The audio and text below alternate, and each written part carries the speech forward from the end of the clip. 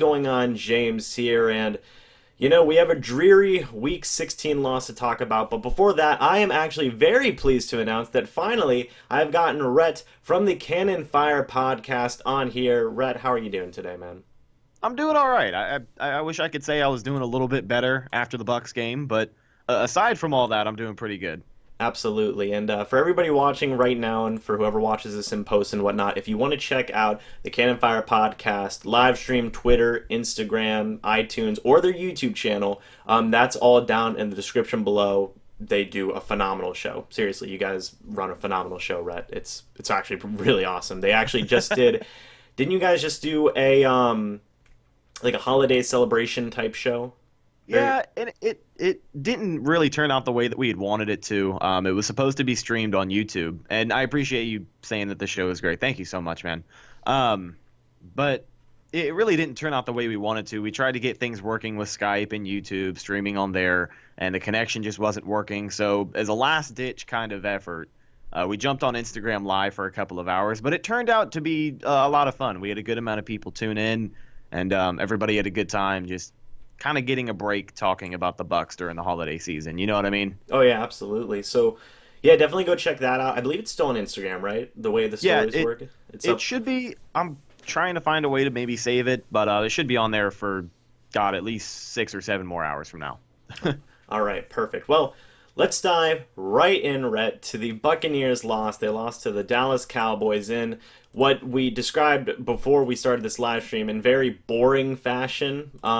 It wasn't very good. It was a pretty dreary, listless game. I know the final score was 27-20, but regardless, the Bucs just didn't look in it for the most part throughout this entire game. What are some of your initial thoughts coming right after watching this loss? What are you thinking right off the bat? Yeah, I mean, like you said, the best way to describe it was just a boring game. It really felt like there wasn't anything that could have gotten going. And let me not sit here and ignore the defense, because to be honest with you, I think the defense, did their job to a certain extent. It was really just the offense. Jameis Winston couldn't connect in certain places, and certain things couldn't really get going. But one of the biggest things that was on my mind was regarding the ground game. I mean, Peyton Barber, we've seen the best of him this season. He didn't have a huge game today, but Ronald Jones was on the sidelines. He didn't really get into the game. I know. It's honestly baffling why Dirk Cutter has decided to not play Ronald Jones at all this season. It's not just a situation where some people had described it to me saying, well, it's the end of the year. Dirk Cutter's trying to get as many wins as he can, so he's going with the safest running back option, which is Peyton Barber. That would make sense for the second half of the season, the later part of the season, because Dirk Cutter would have needed to get wins.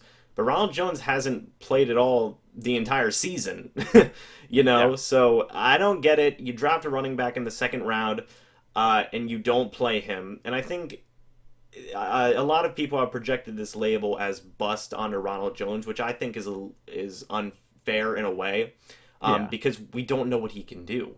We have absolutely no idea, Exactly, and it all just kind of comes back to inexperience. The two guys that I always paired together when it came to this rookie draft class was going to be Vita Vea, first-round pick, Ronald Jones, your second-round pick.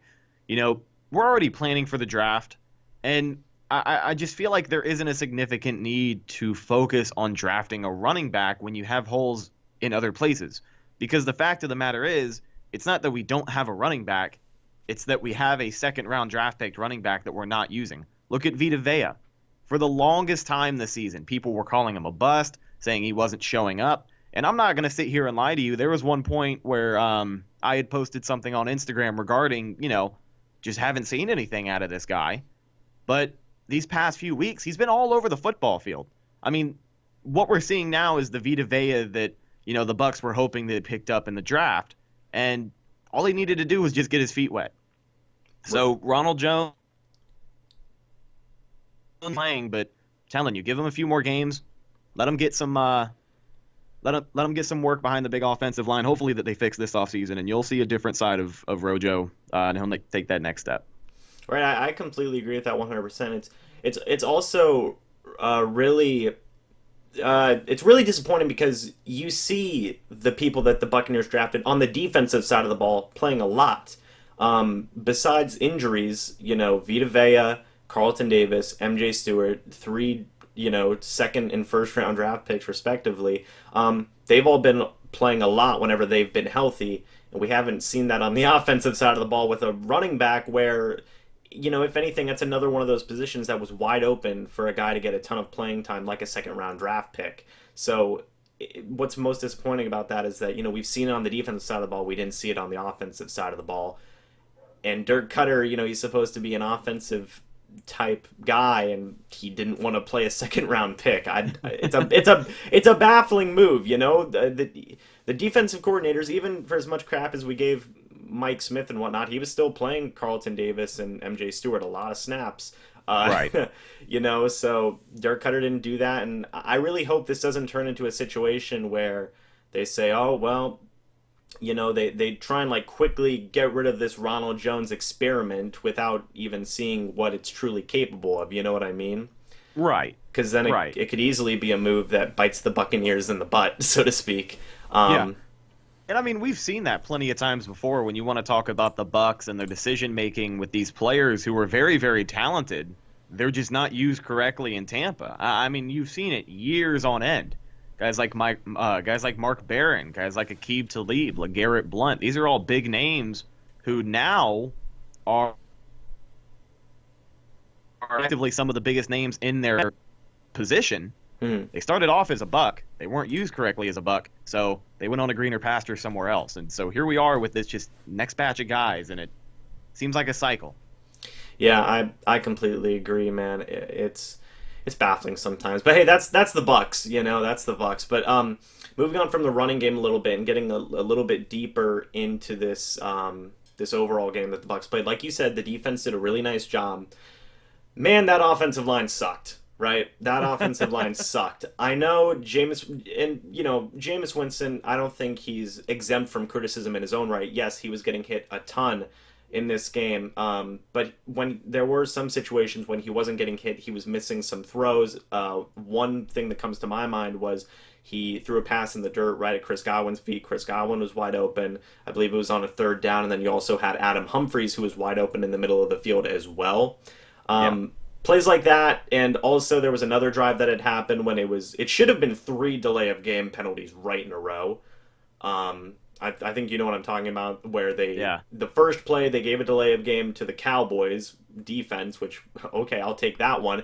But then the next play, it was a delay of game, and then the third play was almost another delay of game. So, yeah. I mean, do you have any idea where that came from? Because the only way that I was able to really draw any conclusions from what I was watching was that Jameis just couldn't see the play clock anywhere. Like, did he not know where it was in the stadium? Or, I mean, these guys have to know where that stuff is. That's fundamentals. That's basics. You know what I mean? Yeah, and that I even heard the national announce team, Troy Aikman and whoever else was with him. I think it was Joe Buck or something. Oh, God. They were even saying, like, what is Jameis doing? Like, does he not see the play clock? And I believe it was Troy Aikman who said, oh, yeah, he doesn't know where the play clock is. And it was like, okay, he might be right at this one time here. Because it was baffling. They were talking trash all day, though, that commentary team. Like, I don't even know how many. I don't think I can count on one hand how many good things they said about the Bucs today. I know. It was a bad time. And then not just that as well, but there was also a strip sack that Jameis had where he was hit from behind by, I believe, Randy Gregory. Held onto the ball a little bit too much there. Didn't necessarily have the best pocket awareness in that play. Just kind of stuff like that really was hindering this team from doing certain things. I believe, did Jameis have 2 fumbles in this game, or was it just the one? Or Bobo Wilson had the other fumble, right? Yeah, Bobo Wilson had the fumble. It was the botched handoff. They were trying to go for, like an end around type play. And Bobo Wilson just misplaced the pocket of the ball, slipped right out of his hands. And then the first one, like you said, I'm pretty sure it was Randy Gregory who had hit Jameis. But, I mean, he shellacked Jameis. Yeah. So, am I upset that it was a scoop and score? Absolutely. Am I pointing fingers and saying that it was 100% Jameis Winston's fault that the Bucs had 2 turnovers on offense today? Not really. But someone you had brought up a little bit earlier I wanted to touch on also, Adam Humphries. I mean, God, we don't give that guy enough credit. Yeah. No, seriously. Adam Humphries deserves a good amount of money. He deserves a high end contract. He just makes plays. I believe he had 10 catches in this game at least. Um, he doesn't deserve Deshaun Jackson money. Don't get me wrong, but I would pay Adam Humphries maybe as much as $6.5 million a year. What do you think? I mean, the way that I look at it is Adam Humphries is a very, very reliable receiver. We've always said that about him as a Buck. But what I saw today and what I've really gotten into the habit of seeing with him is that he is always put in a situation where he can catch a football or he can just take a huge hit. And nine times out of 10, he's going to catch a football and proceed to take the hit. He'll hang on to the ball, which is what he did today. He's a great target for Jameis. I think it's a little upsetting that sometimes it seems like he's the only target for Jameis. Yeah. But he gets put into these situations where, I mean, he's either got to catch it or he's got to get hit. And he comes through most of the time. I think he's a guy that deserves a pay raise for sure. Is it going to be with Tampa? I really hope so, but you never know what could happen. It's going to be an interesting offseason for sure. Oh, it'll definitely be an interesting offseason to say the least. A lot of changes are probably coming to Tampa, in the front office, in the locker room, everywhere basically. There's a lot of things. One of the biggest changes, again, I'm gonna say it again, the offensive line. Let's talk about that real quick because there's a lot to unravel here. Yeah. Donovan Smith, Caleb Revolving Benenoch, door. yeah. Donovan Smith, Caleb Benenoch, DeMar Dodson. What do we do about these three guys? Because this is another game in a row that they've had. This is just another game where they've had multiple rough games this year. And this game, again, penalties, giving up blown block assignments, getting their quarterback hit multiple times. Yeah. What do we do? Well, there was one play in particular, and I know Donovan Smith right now is probably, at least from what I've heard, he's kind of playing to see how much he's worth. Ali Marpet just got his big contract. Donovan Smith, of course, wants to get paid. He hasn't been playing like a guy who wants to get paid. But there was one play today in particular that really just caught my attention for all the wrong reasons, and it was one of the Jameis sacks. I don't know if it was the fumble. No, it wasn't. It wasn't. But if I remember correctly, it was a really weird call. I think it was that weird. I want to say it was offsides on Dallas. I don't know. I'm wasting too much time. But anyways, it was. It was a free play. It was a free play. Gregory takes off. Donovan Smith throws his hands up in the air. The whistle hasn't even blown yet. And I mean, Randy Gregory is already behind Donovan Smith, hitting Jameis Winston on what should have been a free play. But the fact of the matter is, you play to the whistle. And you don't look for a flag immediately. And, I mean, that's just how Jameis gets hit. And it wasn't costly because, like I said, it was a free play. But I don't know, man. When you just give up a quarterback hit that easily, play to the whistle. I know the exact play you're talking about. It was an offsides. First thing Donovan Smith does was he threw up his hands like this, and he pointed to the ref. Right. And the defensive lineman got past him and hit Jameis right from behind. And I thought that should have been another penalty on the defense, unnecessary roughness and whatnot, but, whatever. The game's over. I completely agree. Donovan Smith I think that's going to stick in a lot of people's minds, that play in particular. That's going to be one that sticks with a lot of people here in the coming days and, in this coming week, because he completely just threw up his hands and was like, oh, yep, it's free play. I think it's a free play, so I don't have to do anything else. But you didn't hear a whistle. Just because you think it's a free play doesn't mean you should give up on the play. Just because you think it's a free play, the referees might not have thought it was a free play, and then that's a sack, a loss of yards, and a potential chance to get your quarterback hurt. It was still a potential chance to get Jameis Winston hurt there. He was blindsided. Yeah. And I mean, that Cowboys defensive line, they came to hit today because they connected on some pretty flush and clean tackles all day long. They were beating our guys up. They absolutely were. Do you think that Donovan Smith is going to re-sign with Tampa Bay? At this point, I want to say no, because the way that I see things happening, or the way that I hope things happen, is that the Buccaneers have to address offensive line help in the draft and in free agency. I mean, obviously they're going to be the ones to bring in big names. The Glazers love the big hires, so if you're talking about the head coach situation, that's what's going on over there. But you have to focus on offensive line help. Jonah Williams is really who I want the Bucs to pick in the first round if he's available, because I just don't see a bigger need anywhere else on the field. You got a young secondary that I feel confident in. But to answer your question, I don't think Donovan Smith signs with Tampa. I think he's going to be let go this offseason, but he's going to be a big target for a lot of people because as clumsy and slow and bad as he is at times, he is huge for his position. And we've seen him when he's good, he's good. When he's bad, he's really bad. So Yeah. I don't think he sticks around. Absolutely. I think if I had to, obviously the three question marks on this offensive line being Donovan Smith, Caleb Benenoch, and DeMar Dodson. I think the likeliest one to stay would be DeMar Dodson, because when he's at his best, he's one of the best tackles in the league. And I think Benenoch doesn't have a chance of staying, especially with Alex Kappa being there, third round draft pick in this most recent draft. I think that really is going to send him out the door, especially with a new coaching staff coming in. For Donovan Smith, I could see that being 50-50 right now, for sure. Yeah. But enough talking about this game. It's over. Bucs are going to have another losing season, 7th losing season in the past 10 years. Great.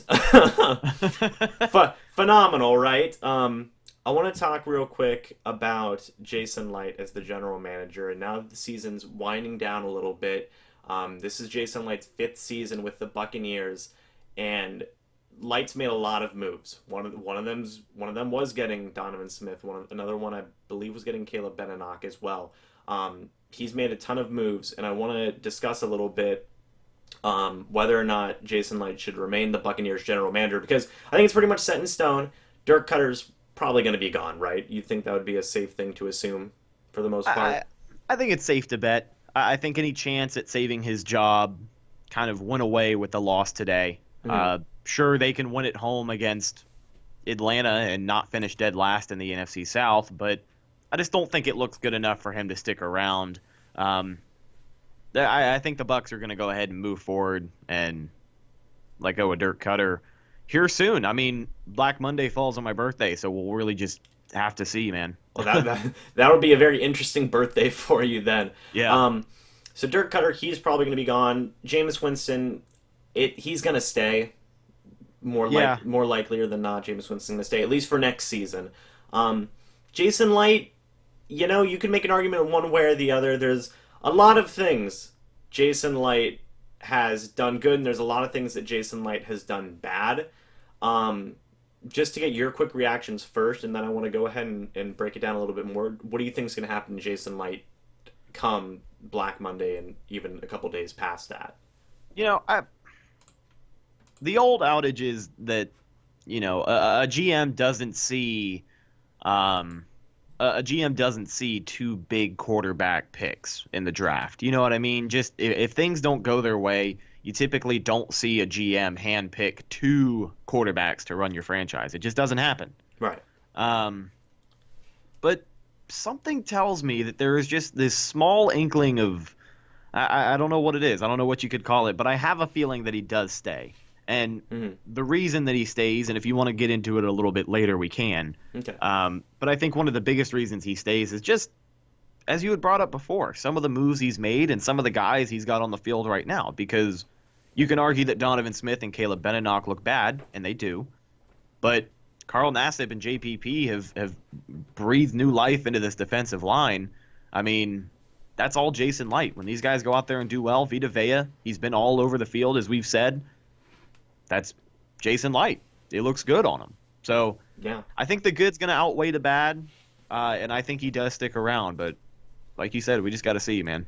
Yeah, no, and it's very easy to point out the really bad moves that he made. His first year, he signed guys like Anthony Collins, Michael Johnson. Those were really bad. Anthony Collins and Michael Johnson, those were really bad. He signed Josh Johnson. They got rid of guys like Donald Penn, Jeremy Zuta, Darrelle Revis.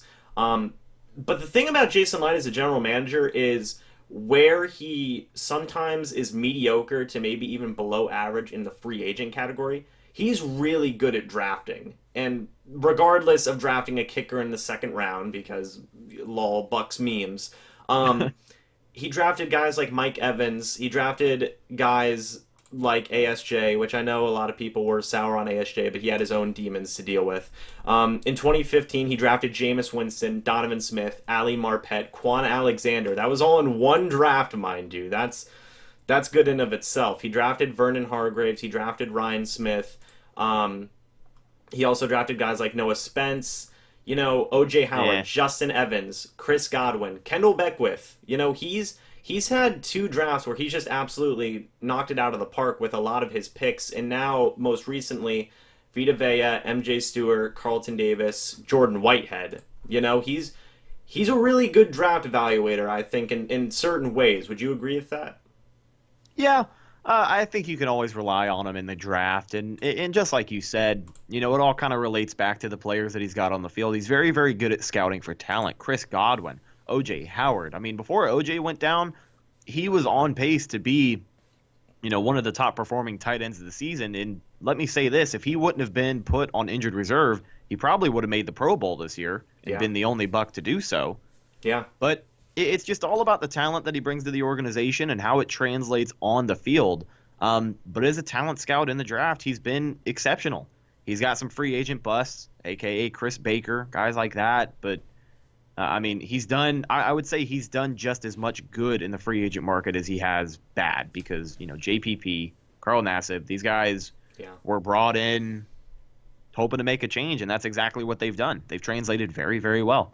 Yeah, no, absolutely. And then he – Way back, he also made trades for Logan Mankins. He made a trade for JPP. So, Jason Light, he doesn't make big trades often, but those are probably the 2 biggest trades he's made. But the ones he has made, and kind of these minor moves that he's made, have been really valuable to the team. He claimed Carl Nassib this year, which Carl Nassib and JPP have been very good defensive ends, probably the 2 best defensive ends the Bucs have seen in a few years, I would say. Would you agree with that? Oh, yeah. We have a whole segment on the show where I swear to you, we have a segment. We just talk about JPP and Carl Nassib week in and week out because these guys bring something to the table worth talking about. Right. So, they've done spectacular. I love what they've done. Right, and then you also have to factor in guys that, he not just drafted, but also guys that he got from undrafted free agency. Cameron Brate, Adam Humphries, Peyton Barber. Those were 3 guys that went completely undrafted. Jason Light picked them up, and they've been very good role players for this team. Would you agree with that? Oh, without a doubt. Yeah. Without a doubt. They've brought a lot to the table. And then he also was able to re-sign the guys that he's drafted, which is always a good sign for a general manager whenever you re-sign the guys that you draft. Guys like Mike Evans and guys like Ali Marpet. Those are 2 franchise cornerstones right now, regardless of who's going to come in at the coaching staff and regardless of what other changes that you have, that you can rely on those types of guys for multiple years down the line. Right. So all in all, I think in terms of personnel moves, I think he does an all right job. But in terms of like a logistical standpoint, it would kind of, somebody proposed to me the idea of, well, wouldn't it just make sense to kind of restart everything? Because let's say it's a situation where Jason Light gets to pick the next head coach. And then the next head coach comes in, but then things don't work out next season. So you get rid of everything. You get rid of Jason Light and Jameis Winston. Well, now the head coach is left out to dry. You know what I mean? So now the head coach has to try and work with a new general manager and potentially, well, not potentially, a new quarterback as well. It'd be weird, right? So yeah. Do you think it would make sense, just as much sense as well, to just kind of clean the front office, say, okay, we're going to start everything new. We're going to get some people who we're just going to start over at the front office. You know what I mean? Yeah. I would say it makes sense. I mean, you can't roll out the option because, a facelift for the organization is going to have its pros and cons. But at this moment, I'm sure that there is good enough reason to try and go for something like that. But the way that I look at it is I just don't fully feel convinced that it's time to clear the slate completely and start from scratch. Because when you look at this team on paper, and I know we've been saying that for years. Yeah. But if you look at this team on paper, it is a very, very talented football team that the Bucs have on the field. Mm-hmm. There's only a few issues that need to be fixed drastically. That's the offensive line. I'd say you need some veteran help in the secondary, aka someone like Landon Collins that you can bring in the offseason, because Brent Grimes just isn't doing it anymore. Right. Had a bad game today. Yeah. But this team is close. And we quoted Jim Mora on the show a couple of weeks ago, the whole playoffs thing. Jim Mora also said that, it's nice to be close, but when you're close, it doesn't really mean anything. But I say that on purpose because, this team is close, man. Yeah. Give it one more season. Give it one more shot of just trying to put the pieces together, because I feel like we're closer to taking the next step than we are to just completely collapsing as a team and having to start over. Yeah, you can do that, but I feel like we're not there yet. So I say give it another year. Let Jason Licht stick around another year, not Dirk Cutter. Right. But I see the dilemma you had brought up about the head coach just kind of being left out to dry. But the way I look at it, football's a business and business is business. Sometimes it's not your favorite, Right. And then finally, just to talk here on the last note, and then we'll go ahead and wrap this up. So if Jason Licht is in charge of picking a new head coach, which that's probably safe to say that might happen, because my gut instinct is that Jason Licht would probably stay and Dirk Cutter would probably end up going. What kind of head coach do you think that Jason Licht would tend to target based on what he's chosen with Dirk Cutter? Because he didn't choose Lovie Smith. He did not choose Lovie Smith. The Glazers did. Right. So now that we've seen Jason Licht with his first head coaching pick in Dirk Cutter, what do you think we should expect from Jason Licht picking a new head coach? Do you think that he would go for a big name option, or do you think he would go for kind of a guy that he's more familiar with, or kind of a more low end guy that could have greater potential down the line? Me and Evan have talked about this on the show, and one of the things that we brought up is that the Glazers love the big hire. They do. That's why they were parading for John Gruden so bad, and I honestly believe that's the reason Dirk Cutter stuck around another year, because the Bucs wanted John Gruden that bad and couldn't get him. Mm-hmm. Now, thank God we were wrong there, because we very well could have only won 2 games this season. Yeah. If we had hired John Gruden. Also, let me come out and say that, this time a year ago, I was 100% Team Gruden, but I am wrong. I'm not scared to. Me too. Don't worry. I'm not scared to admit when I'm wrong, and I'm here to admit that I was wrong. But when it comes to, picking that next head coach, I think the big hire is always there. Before the whole thing with John Harbaugh had come out saying that he's not really going to go anywhere, what I had heard from my sources was that Harbaugh was number 1 on the Buccaneers, head coaching list. They really wanted to bring him in. The Glazers love the big hire, so at the moment, I'm really not sure. Some of the names we've tossed around: Chris Richard, defensive backs coach, calling plays for the Dallas Cowboys, who, again, their defense has been lights out, which, bringing in a defensive-minded guy, I haven't seen that in a little while. Yeah. It really depends. Do you think that they would go for a guy like a Mike McCarthy? Because I know that's a tough sell, but I know McCarthy's coaching record does speak for itself. Me personally, I'd kind of prefer a more defensive-minded guy. One of my top picks is Vic Fangio, defensive coordinator of the Chicago Bears. But like you said, big name hires. Yeah. Do you think they go for Jim Harbaugh? Do you think they go for Mike McCarthy? Because there is a report out there that a team that is expected to have an upcoming coaching change is planning on making a pursuit of Jim Harbaugh. Do you think the Bucs would go for either one of those guys? I've got a good feeling that the Bucs would be the team to try and go after Jim Harbaugh. I feel pretty confident that it was them, formulating a deal to try and make that happen. The way that I look at it regarding Jim Harbaugh is he's just in too good of a situation right now. Mm-hmm. He's right where he wants to be. Michigan is an established, it's an established program. He's had success there before. And I don't know. I've just got a good feeling. Mm-hmm. There. It feels more possible that he stays there, and let's say John Harbaugh comes to the Bucs, obviously, despite the developments we've had. So I don't know. I honestly don't have an answer for Jim Harbaugh right now. I just feel like he's in a good situation. Hmm. I I don't know if he comes here because it doesn't look super desirable right now for a lot of the guys who I'm sure the Bucs are talking to. But there was another name you had tossed out there, and I had totally forgotten when I started talking about Jim Harbaugh. I'm sorry. Oh, that's okay. I just read a comment in the live chat. Somebody said was asking the question if anybody wants to come to Tampa. I think a lot of the one would also factor in how much money the Glazers are giving up. The Glazers last year, I believe the offer that was on the table for John Gruden was 6 years, 60 million, something along those lines. With no personnel control. Right. That was the offer that they gave John Gruden. They're willing to give up $10 million a year for a really high-end guy. Now, obviously, John Gruden, he's like the all-star pick in the Glazers' mind. He would be the number one guy any year, I feel like, for the Glazers, right? Yeah. Obviously not, maybe not after this season, but the point is that they're willing to throw around a lot of money to get a really high-end coach. Especially guys with Super Bowl championship game level experience. So for these guys, they might not want to go to Tampa as much as these other teams, but it's just like being a free agent for a player. Most of the time, in some certain situations, you're going to go to the team that offers you the most money, just for financial security reasons. So I think that could factor in a big part of it. I have seen that Jim Harbaugh is very comfortable in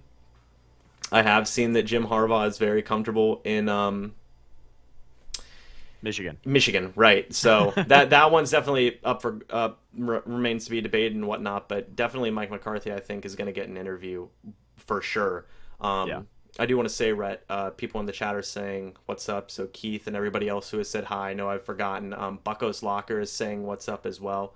I don't know if you've seen him on YouTube. Yeah. The Buccos Locker says hello to Buccos Locker and everybody who's watching from over there. Thank you. It's greatly appreciated. Last thing I want to talk about here, Rhett, regarding Jason Licht and whatnot. Do you think that he's going to have a really big hand in picking this next head coach after the whole Dirk Cutter situation? Do you feel that it's going to be mainly controlled by the Glazers? Because I could kind of feel that, there might be a little bit of a lacking trust. Jason Licht might be on a bit of a short leash regardless of the good moves he's made. Right. The biggest blunder, head coach, it's safe to say they did not make the best decision on that one. Do you think he's going to be involved more or less in this new head coaching decision?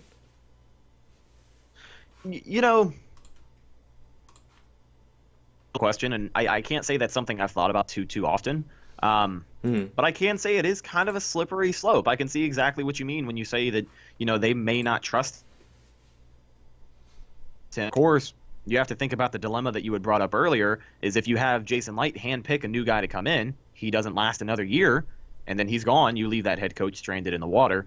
I feel like the Glazers are going to maybe take some control, try and scope out, of course, as we brought up, the big hire. I think that's who they're looking for.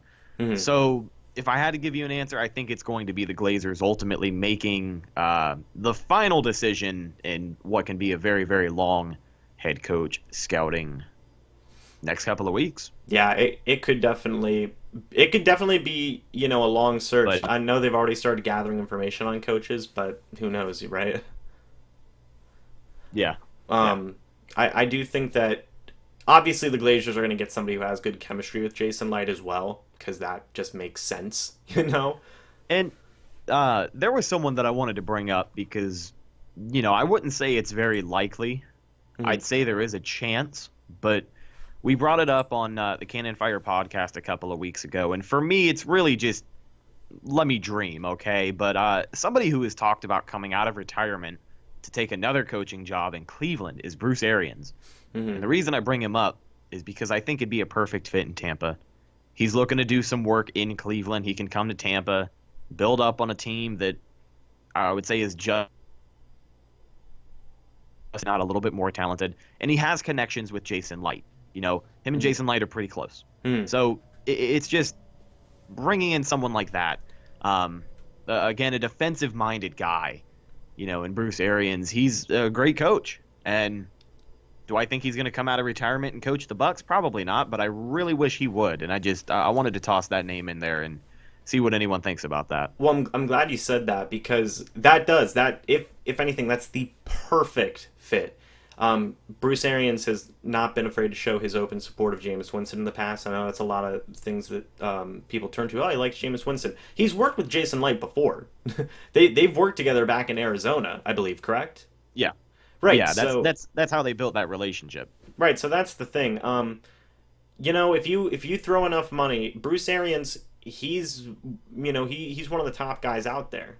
I don't think he's necessarily as high up there as a Jim Harbaugh, but I would maybe put him right around the same area as Mike McCarthy, maybe even higher than Mike McCarthy. The big thing is just him coming out of retirement. You throw him enough money, and Jason Light, Jameis Winston.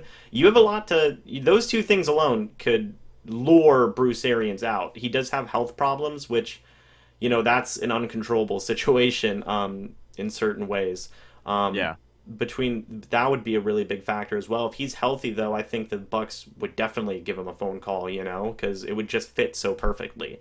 But that's the big thing, is having him come out of retirement. He's come out and openly said, I only want to come back and coach Cleveland. If they, that would be the only team I would consider. But you never know. That could be a smokescreen by Bruce Arians. Who knows? I don't know why he'd put up a smokescreen, but hey, whatever. Let me dream too, right? We're on the same we're on the same page here, man. Exactly. I mean, what have you got to lose? It's week 16, coming into the last game of the season. You can dream. I'm seeing a lot of people say that Arians is not a proven winner. I don't know if that's necessarily true, but didn't he? Was he the one who took the Cardinals to the Super Bowl versus the Steelers? Was that him or no? That was him. All right, just making sure. So, Rhett, we're going to go ahead and wrap this up now, because I do know you have other things you have to go do. I want to say thank you for joining me, talking about all these things. We covered a lot in the time that we had, by the way. That was good. That was good, man. Oh, yeah. We did. It was nice and productive. I had a really good time. That was absolutely good. I want to say thank you to everybody in the chat, by the way. Seriously, thank you guys a lot. Keith Sanders says, Kin of Fire Podcast, you got a new subscriber. I'll be watching your channel, too. So it was Wise and Hunt. People are pissed at me. Oh, it was Weisenhunt? Oh, no. Okay, never mind. Abort. Okay, yeah, really. We never had that part of the conversation. Let me formally apologize for that one. That was just me talking out of my ass, and I do apologize. So anyway, Keith Saunders says that you got a new subscriber to the channel there, Rhett. So there you go.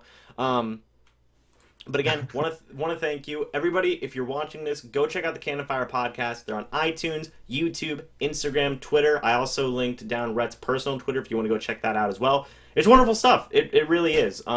It's a very highly produced show. They have wonderful opinions, and it's great. You guys should definitely go check it out. Rhett, before we go ahead and leave here, do you have any final words on either the Bucs game, the Jason Light situation, the Dirk Cutter situation, or just anything in general? No, man. I think we covered all the bases. Like you said, we really got a lot out on the table regarding Jason Light, the status of the Buccaneers right now. But listen, let me say this. As angry as we can be about this team right now, one thing we have to realize is that a week from today, it's going to be the last time that we can watch them play for 8 whole months. So regardless of the feelings you have about Jameis Winston, regardless of the feelings you have about Dirk Cutter, regardless of the feelings you have about Jason Light and where they are right now, let's just all come together as Bucs fans. Let's watch this game next week. Let's hope they win and they can finish third in the NFC South and not dead last. That's like it's been the last few years. That's true. Let's just come together. Let's enjoy this game and go Bucs. There we go. Go Bucs. And this will be the last thing I post before Christmas. So I want to say to everyone, Merry Christmas. Rhett, to you, Merry Christmas. If you celebrate Merry Christmas, man. If you don't celebrate Christmas, Happy Holidays and all that fun stuff. Not only do we have Christmas coming up in 2 days, we also have the New Year coming up, so 2019. Big things for everybody involved, Buccaneers content creators. It's going to be fun. It's going to be a lot of fun. So Rhett, again, thank you so much for joining me. I greatly appreciate that. I want to have you on again soon.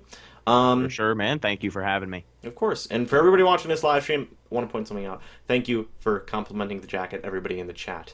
I'm adding a jacket to my wardrobe. But until the next video or the next live stream that I post here, guys, goodbye for now. And as always, guys, go Bucs.